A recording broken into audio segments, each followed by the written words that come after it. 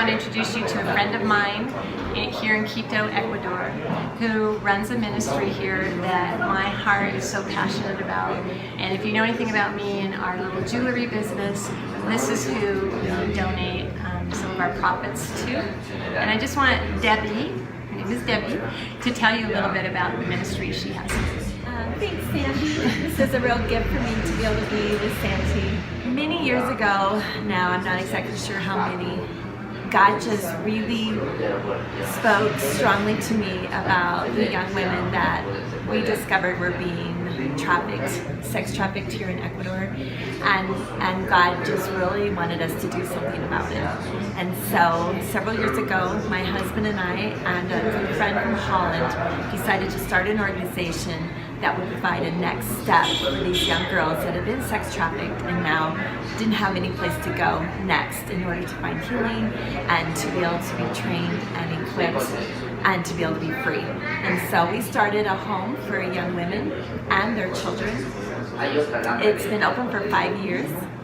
And so that's one of my main jobs, is just being a part of that relationally and administratively with Casa Adalia. We also have other projects that we do. The big organization is called End Slavery Ministries Ecuador, and under that we do the Casa Adalia, this home. It's a training home, a place for the girls to heal and grow and get education. And then we also provide street outreach, and we provide a non-residential program, and then there's a jewelry workshop that we provide in order for the young women to learn professional skills, learn job skills, to do the next step of getting a job.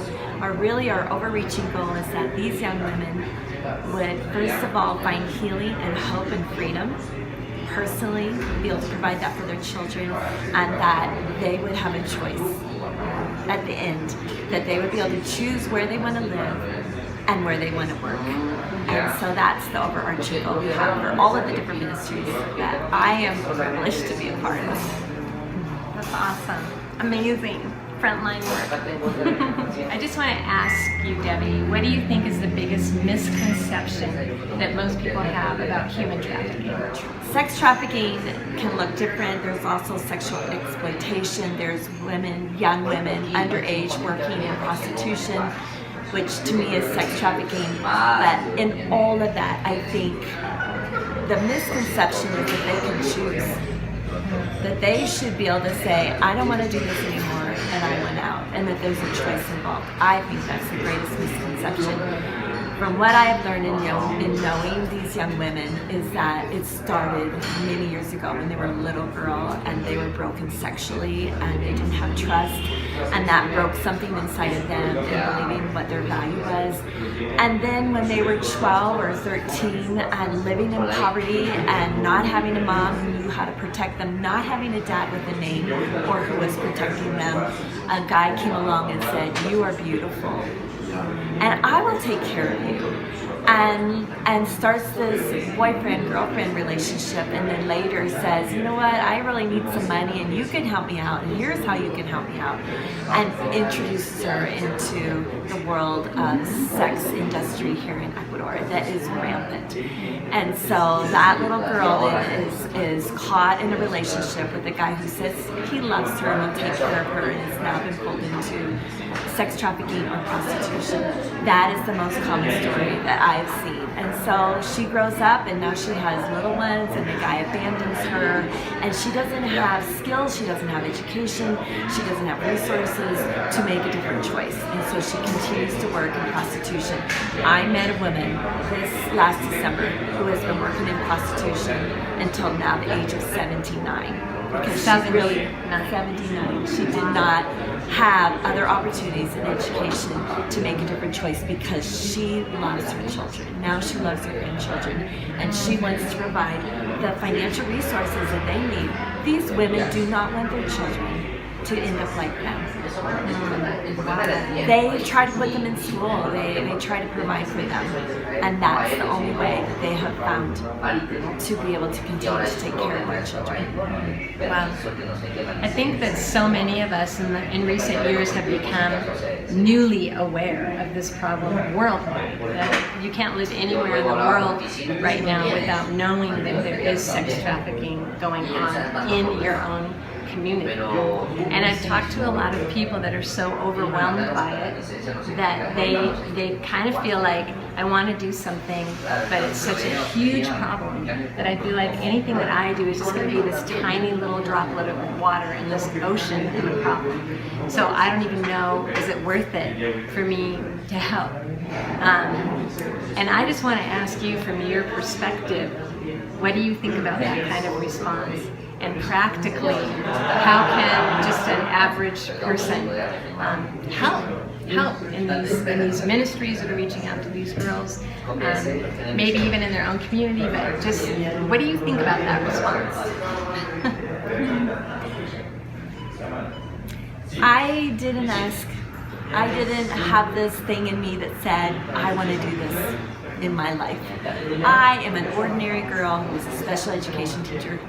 I did not feel equipped. I did not feel even called. But then something happened in me when I met these young women in a safe house that were under the age of 18, as young as the age of 11, and I met them, and they were just little girls. They were just little girls that needed people in their life to be able to tell them something different, that they are loved, they are valued, they have a purpose. And so I didn't go looking for it. I even tried to tell God, no, this really isn't for me. Why me? And God just continued to be like the wind behind me, because what He did is He showed me through His eyes that these girls, these broken, precious daughters of God Himself, that were so broken that He says, I want these girls to be the jewels in my crown. They're the ones who are going to show my glory. And so that was the start. It was faith in me to say, okay, God, what would you have me do? I think there's another misconception that, how could I possibly be a part of something that's so big and there's so much need? And my vision is not that I'm going to transform hundreds of girls' lives. What God has put in me is to love just one girl, one at a time. And it's really in relationship. And it doesn't matter where we are in the world.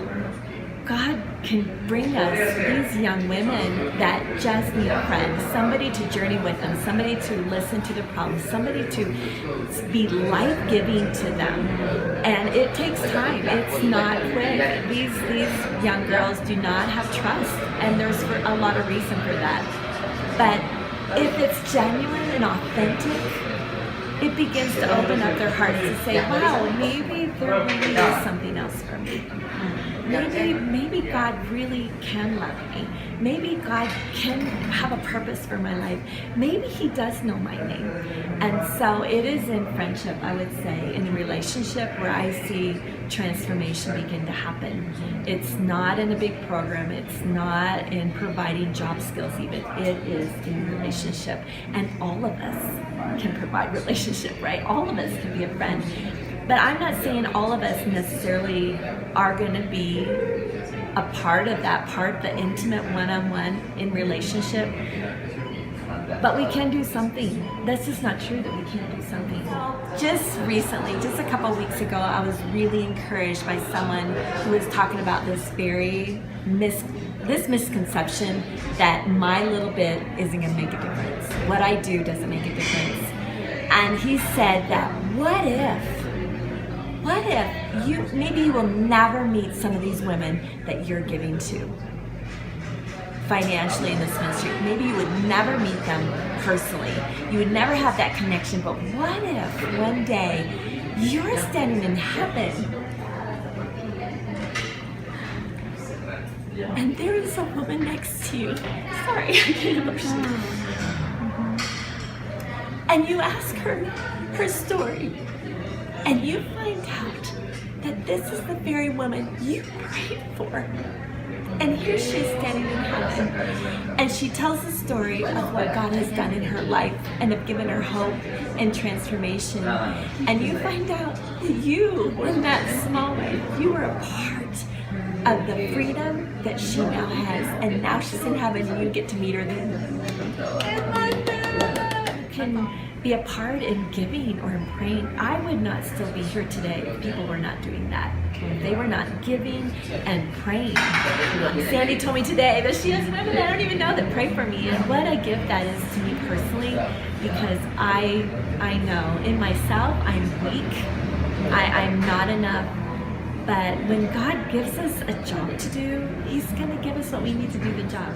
I wish you could be right here in this room with me, with Debbie. I honor her.